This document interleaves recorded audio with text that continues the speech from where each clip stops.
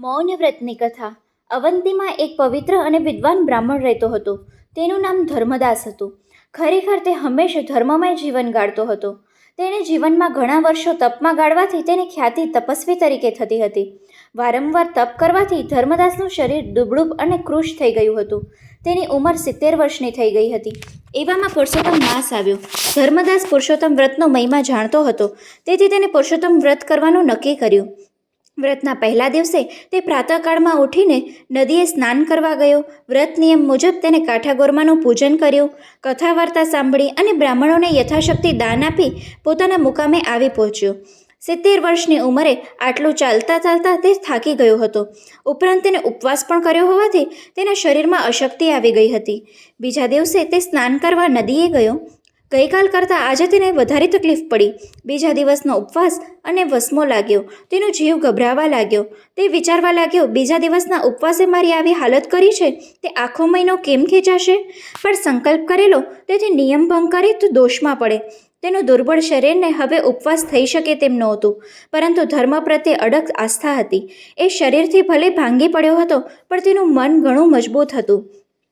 દિવસ દરમિયાન અને મોડી રાત સુધી ધર્મદાસ જાગતો રહ્યો અને પુરુષોત્તમ ભગવાનનું નામ સ્મરણ કરતો રહ્યો. મોડી રાતે તે ઊંઘ આવી. સપનામાં તેને પુરુષોત્તમ ભગવાનના દર્શન થયા. તે બોલ્યા, હે ભક્ત, તારાથી ન થઈ શકે એવું મેં વ્રત લીધું છે. 2 દિવસના ઉપવાસથી તારા હોશકોશ ઉડી ગયા છે. આથી તારાથી ટકી રહેવું મુશ્કેલ છે. વ્રત સંકલ્પ કરીને ભાંગવાનો તેમાં દોષ છે. તારો મજબૂત સંકલ્પ જોઈ તારું વ્રત જળવાઈ રહે એવો એક રસ્તો બતાવવા આવ્યો છું. આ પુરુષોત્તમ માસમાં જે મૌન પાળે છે તે ખાય તો પણ તે ઉપવાસનું ફળ મળે છે. માટે તું મૌન વ્રત લે, આખો દિવસ મૌન રાખ. આમ ધર્મદાસને ઉપાય બતાવી ભગવાન અંતર ધ્યાન થઈ ગયા. સપનું પૂરું થતાં ધર્મદાસ જાગી ગયો. તેને તે જ પળે મૌન વ્રત ધારણ કરી લીધું. ત્રીજા દિવસે તે મહાપરાણે લાકડીના ટેકવે વડે નદીએ સ્નાન કરીને આવ્યો. ઘેર આવ્યા પછી ભોજન લીધું. ભોજન લીધા પછી તેના શરીરમાં કંઈક શક્તિનો સંચાર થયો. તેને આખો દિવસ મૌન વ્રત રાખી અને પુરુષોત્તમ ભગવાનનું નામ સ્મરણ ચાલુ રાખ્યું. શરીરમાં શક્તિનો સંચાર થતાં તેનું મનોબળ વધુ દ્રઢ થયું. આ રીતે આખા પુરુષોત્તમ માસનું વ્રત પૂર્ણ કર્યું અને તેને વ્રતનું ઉજવણું પોતાની શક્તિ પ્રમાણે કર્યું.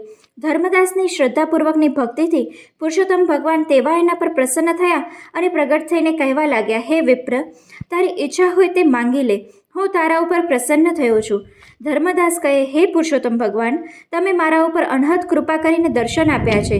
મારી કોઈ ભૌતિક સંપત્તિ જોઈતી નથી, પણ મારા હાથે દુઃખી માણસોનું કલ્યાણ થાય એટલા માટે મને તમારી ભક્તિ સાથે શક્તિ આપો. મને એટલું બળ આપો કે હું તન મન ધનથી દરેકની જીવની સેવા કરી શકું. છેલ્લે મારું વૈકુંઠમાં વાસ થાય તેમ કરો. તથાસ્તુ કહી ભગવાન પુરુષોત્તમ ભગવાન અદૃશ્ય થઈ ગયા. ધર્મદાસ મૌન વ્રત પાળવાથી ભગવાનની પૂર્ણ પ્રસન્નતા પામ્યો. તેને મૌન વ્રતનું મહત્ત્વ સમજાયું હતું. હવે તેને પોતાની કથાઓમાં મૌન વ્રતનો મહિમા સમજાવવા માંડ્યો. તે કહેતો, હે ભાઈઓ, દિવસમાં અમુક સમય મૌન પાળવું જોઈએ અને ન બની શકે તો આંતર દિવસે અમુક સમય મૌન પાળવું જોઈએ. જો તે પણ ન બની શકે તો અઠવાડિયામાં 1 દિવસ નક્કી કરો અને મૌન પાળો. આખો દિવસ ન બની શકે તો અમુક સમય પૂરતું મૌન પાળો. અને જો ન બની શકે તો છેવટે જમતી વખતે તો અવશ્ય મૌન પાળો. આનાથી તમને અનેક પ્રકારના લાભ થશે. 12 વર્ષ સુધી જે મૌન પાળે છે તે વચન સિદ્ધિ પ્રાપ્ત કરે છે. મૌન વ્રત રાખવાથી ભગવાન પ્રસન્ન થાય છે. દિવસે દિવસે ધર્મદાસની સમૃદ્ધિ વધતી ગઈ. 70 વર્ષની ઉંમરે પણ તેઓ ધર્મના ઝરણા વહેતા મૂકી દીધા. ઠેર ઠેર સદાવ્રતો બંધાવ્યા, ગૌશાળા અને ધર્મશાળાઓ બાંધી, અન્નદાન અને વસ્ત્રદાન કર્યા. તે રાત દિવસ ધર્મ કાર્યમાં ડૂબેલો રહેતો. આમ મૌન વ્રતના પ્રતાપે શ્રી પુરુષોત્તમ ભગવાનની અડગ શ્રદ્ધા અને ભક્તિના કારણે ધર્મદાસ વૈકુંઠ પામ્યો. ન બોલ્યામાં 9 ગુણ, બોલે બગડી જાય. મૌન તણો મહિમા ગણો, પ્રભુ પ્રસન્ન થાય. બોલો પુરુષોત્તમ ભગવાનની જય.